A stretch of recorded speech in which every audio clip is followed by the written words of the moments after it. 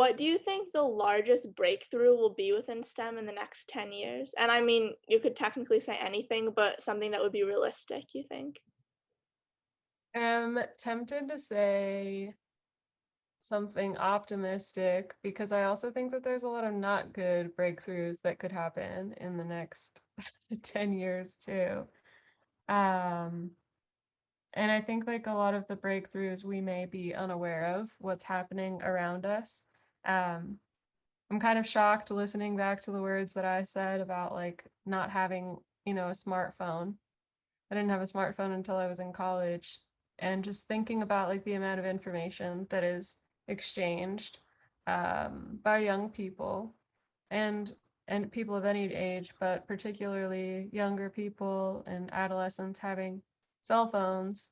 Um, I think that we'll probably have some pretty significant breakthroughs with just like the amount of monitoring, the amount of data that is monitored that comes out of how we use technology.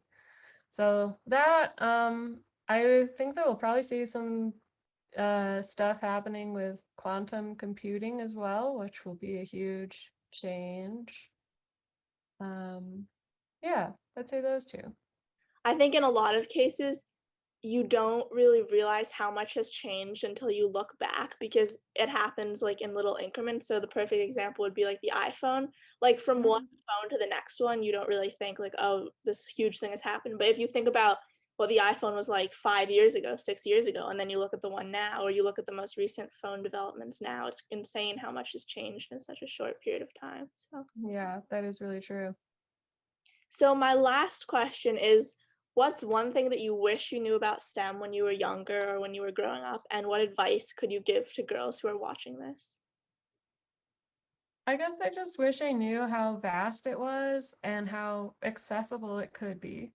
I didn't realize how many different paths or opportunities you could really go down. Um, so my advice would be to just like keep exploring different things, and if you don't like it, move on to the next because there's always going to be more. That's a good piece of advice. Well, thank you so much again for meeting with Yeah, me. It was so great to thank hear you, from you. Lively. I'm really excited to see what you're doing. It's awesome. Bye.